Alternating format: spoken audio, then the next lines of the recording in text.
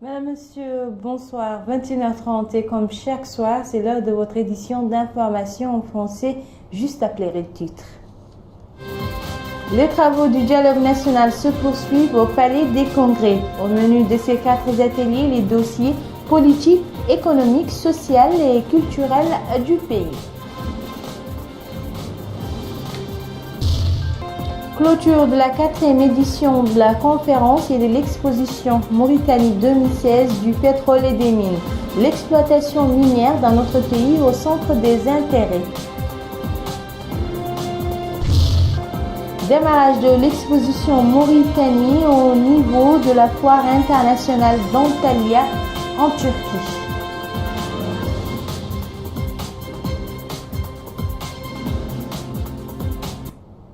Merci de vous joindre à nous. Nous ouvrons ce journal par les travaux du dialogue national qui sont entrés dans leur seconde phase. Au niveau des ateliers, des réformes constitutionnelles et des problématiques électorales, les discussions étaient âpres.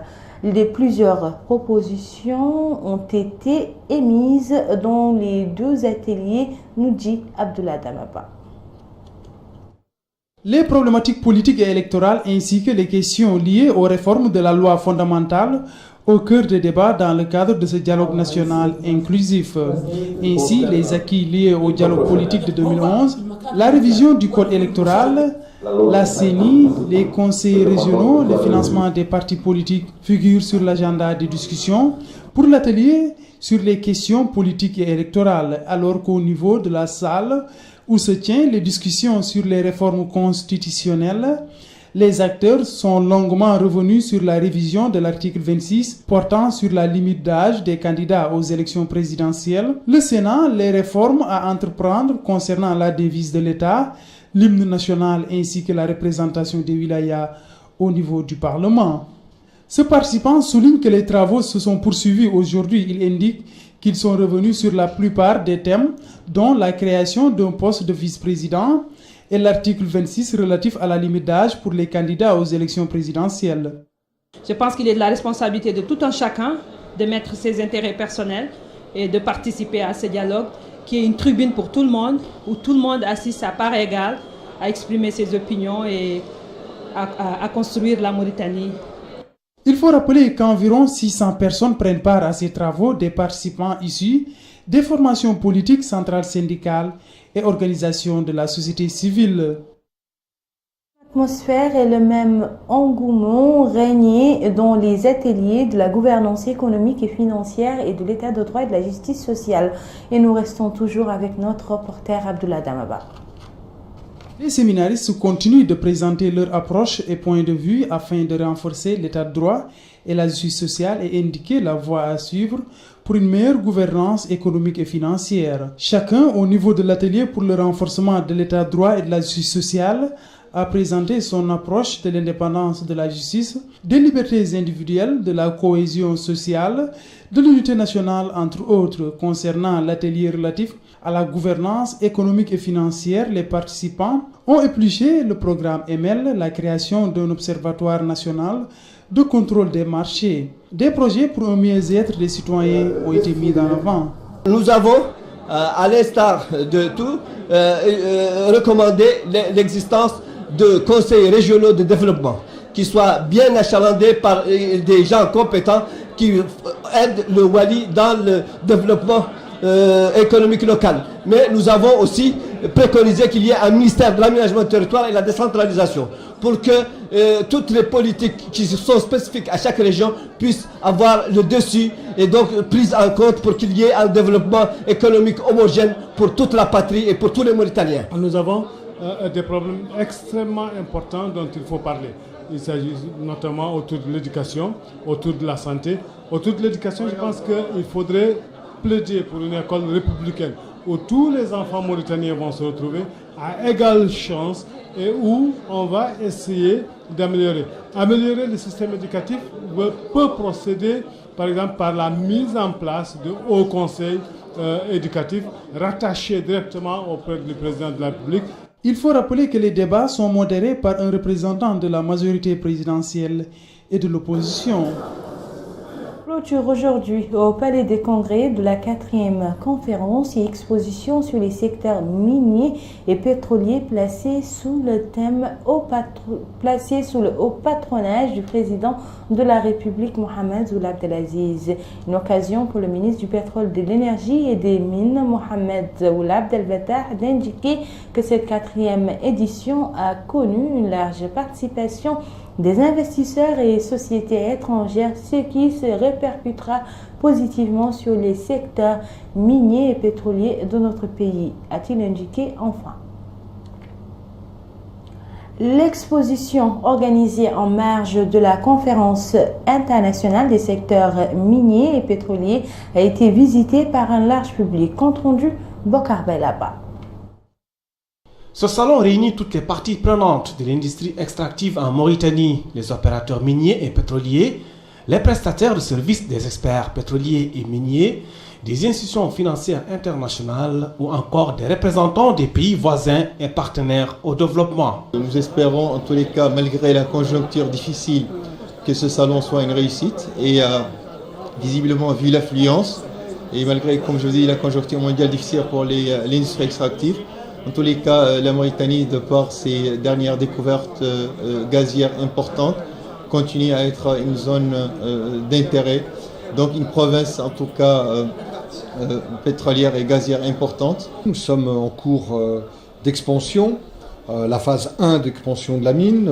L'objet est de pouvoir passer la capacité de traitement de roches de 8000 tonnes par jour à 12 000 tonnes par jour. C'est un investissement important de 300 millions de dollars qui a commencé. Les travaux ont effectivement commencé et ils se termineront dans le courant de l'année 2017. L'objectif principal pour les participants à ce salon est de comprendre ce qu'il faut faire en sous-sol et en surface pour exploiter le potentiel minier et pétrolier en Mauritanie, de faire connaître ces potentiels au niveau de la communauté locale et des instances internationales, de faire connaître toutes les opportunités jusqu'à initier des projets, chercher des investisseurs ou des clients. Et nous avons un projet qui est en phase de recherche économique et financière, le projet de Tijirit, sur lequel nous espérons pouvoir rapidement avaliser le potentiel d'une mine d'or à très haute teneur. Nous sommes Aura Energy, une société australienne spécialisée dans la recherche de l'uranium, des métaux de base encore. Nous sommes en Mauritanie depuis presque 7 ans. On vient de découvrir un très grand gisement d'uranium au nord de la Mauritanie et on compte terminer notre étude de faisabilité d'ici une année ou une année et quelques. L'initiation d'un projet de renforcement institutionnel du secteur minier, l'adhésion à l'initiative pour la transparence dans les industries extractives en 2005, la création d'une école des mines en 2011 ou encore l'élaboration d'un code minier et pétrolier en 2012, voilà autant de raisons pour investir dans les industries extractives en Mauritanie. Restons toujours avec les ressources minières où certaines sociétés qui opèrent dans ce secteur ont présenté ce matin plusieurs exposés se rapportant à leur domaine d'activité. Bokar Belaba. Mauritanie, un sous-sol riche et inexploré. C'est autour de ce thème que tournent les conférences de cette 4e édition des Mauritanides. Objectif affiché, faire le point sur la croissance du secteur pétrolier et minier, transparence dans les industries extractives, responsabilité sociale des entreprises, facteurs de prospérité et outils de gestion du risque, ou bien encore financement et perspectives dans les deux secteurs. Nous avons vu beaucoup de présentations sur les deux secteurs qui ont été très intéressantes sur les travaux qui ont été réalisés ces 2 dernières années. Nous avons vu beaucoup d'évolutions, notamment grâce aux découvertes importantes de gaz réalisées dans les blocs mauritaniens qui s'étendent aussi vers le sud, vers le côté sénégalais, qui sont des découvertes très très importantes pour tous ces bassins. Ça c'est au niveau du secteur pétrolier, qui sont très encourageants. Au niveau du secteur minier, nous avons aussi remarqué qu'il y a eu des présentations sur des découvertes qui ont été faites, qui sont assez importantes. Ce salon est très important dans la mesure où il permet à des compagnies minières de présenter leur programme d'investissement dans le pays et aussi de promouvoir ce qu'elles font pour le développement et aussi que ce soit au niveau social ou au niveau économique, les retombées de celle-ci et aussi, sans oublier le côté environnemental qui est très important et sur lequel cette année les Mauritanites ont accès, ou certaines sociétés ont beaucoup axé leur présentation. Pour rappel, la Mauritanie est un pays doté d'immenses ressources minières et pétrolières. Les recettes minières représentent un tiers des ressources budgétaires du pays. Un pays qui met en œuvre une stratégie pour prendre à l'horizon 2025 la tête des pays miniers africains. Cap sur la wilaya du Gorgol, un séminaire de sensibilisation sur la lutte contre les produits psychotropes a démarré depuis quelques jours à l'initiative conjointe du ministère des Affaires islamiques et de l'enseignement originel et de l'association des oulémas de Mauritanie. La rencontre a donné lieu à des exposés sur les dangers des produits psychotropes, sur la société et les individus animés par des imams et enseignants de Mahadra. Supervisant l'événement, le ministre des Affaires islamiques et de l'enseignement original, Ahmed Zoulahal Daoud, a souligné que le séminaire entre dans le cadre d'une vaste campagne nationale engagée par son département dans le but d'éclairer l'opinion nationale sur les conséquences désastreuses des produits psychotropes sur la société au plan économique, moral et social. Hors de nos frontières, plus précisément en Turquie, le ministre de la Culture et de l'Artisanat, porte-parole du gouvernement, Dr Mohamed Lemine Ould-Cheikh, a supervisé le démarrage des manifestations commémoratives de la journée mauritanienne à l'exposition internationale d'Antalya. La participation de notre pays à cette exposition vise à faire connaître le pays, son patrimoine culturel, matériel et immatériel, notamment les spécificités littéraires, sociales, économiques, artisanales, agricoles et pastorales. Le ministre de la Culture et de l'Artisanat, porte-parole du gouvernement, Dr Mohamed Lemine Ould-Cheikh, a tenu en compagnie de la ministre de l'Agriculture, Lemina Mentel Khotbaoulmoum, et de notre ambassadeur en Turquie, son Excellence Mohamed Ahmed Ould Mohamed Lemine, et de la délégation mauritanienne qui l'accompagne, une réunion avec la délégation turque en présence du commissaire chargé de la foire d'exposition Erdogan Cork. La réunion était axée sur la coopération bilatérale dans le domaine culturel, social et économique. Retour à Nouakchott où l'autorité nationale de radioprotection et pour la sécurité nucléaire a reçu aujourd'hui une cargaison d'équipements et matériel spécialement conçus pour faire face aux risques de contamination chimique, épidémiologique et radioactive. Salem Mejbour Salem. Ce lot d'équipements se compose de divers appareils pour faire face à toute menace d'origine chimique, bactériologique ou radiologique.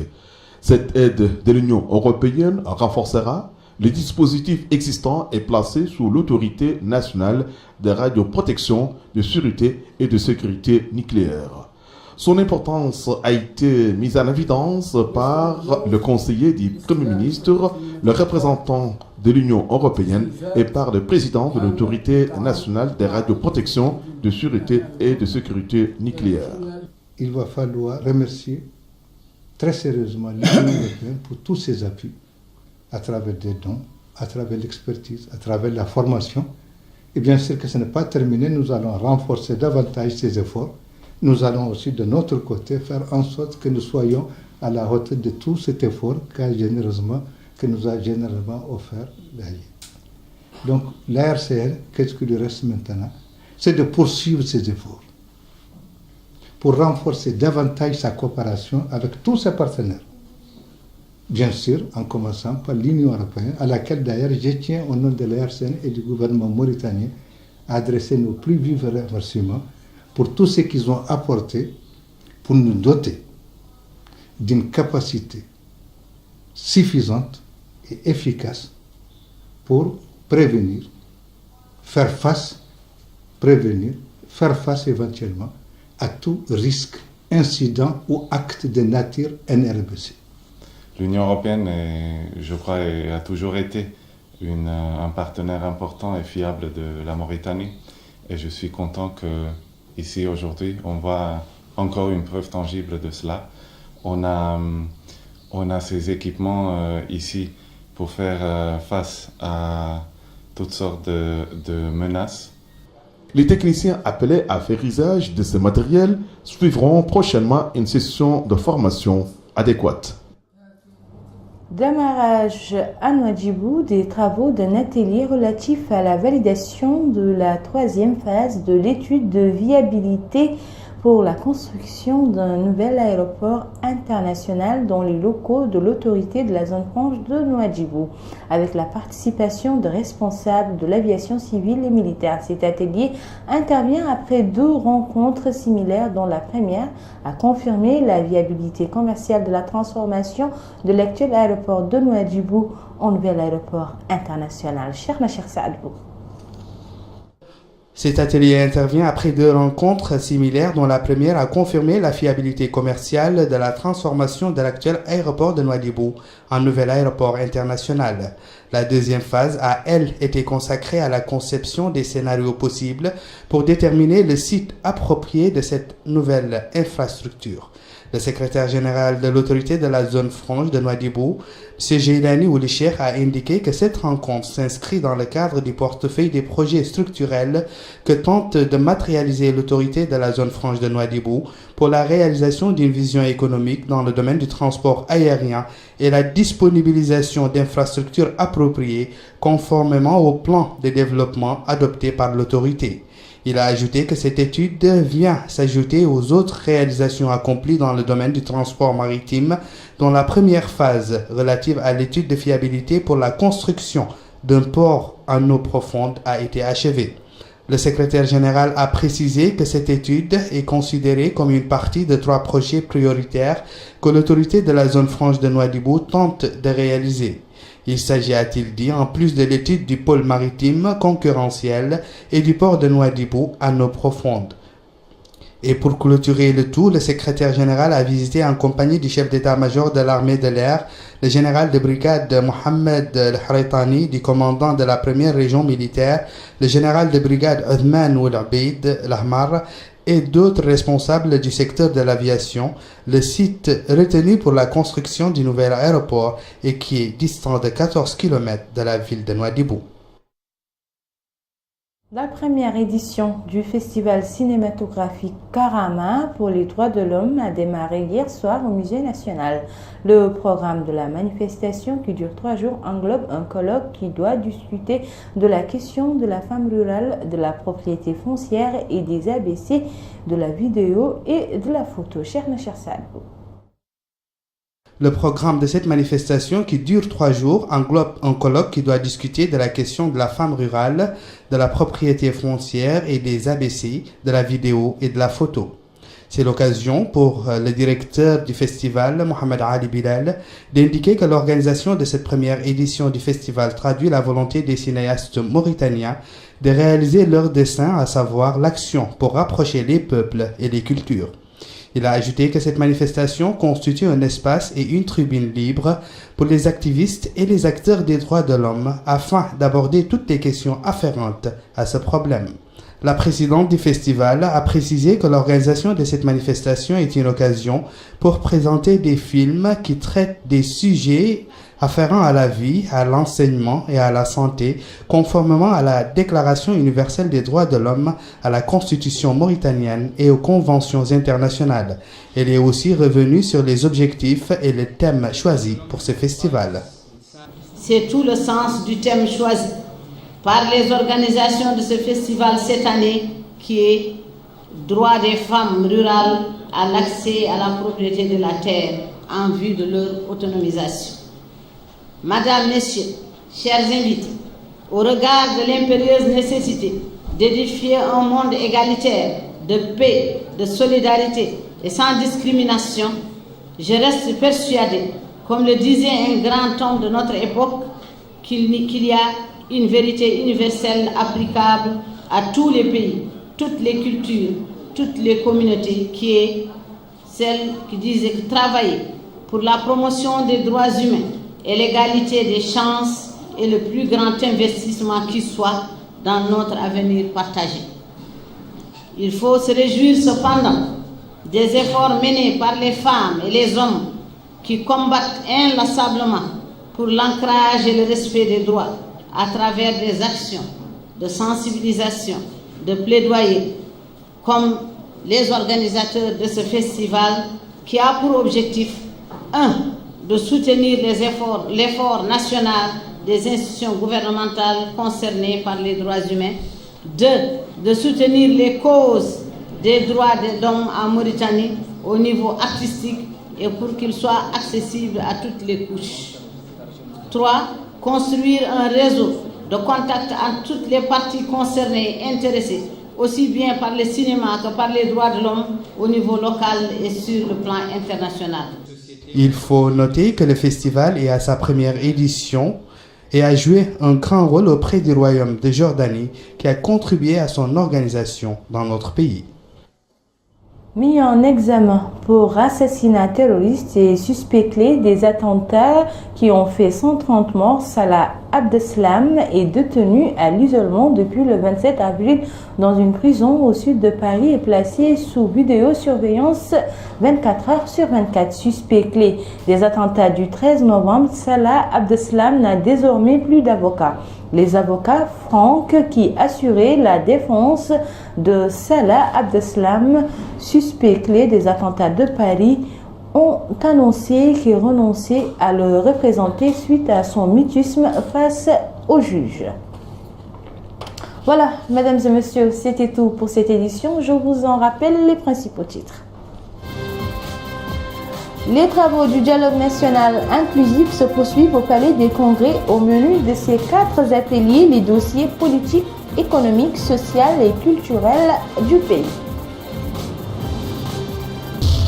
Clôture de la 4e édition de la conférence et de l'exposition Mauritanie 2016 du pétrole et des mines, l'exploitation minière dans notre pays au centre des intérêts des participants. Démarrage de l'exposition Mauritanie au niveau de la foire internationale d'Antalya en Turquie.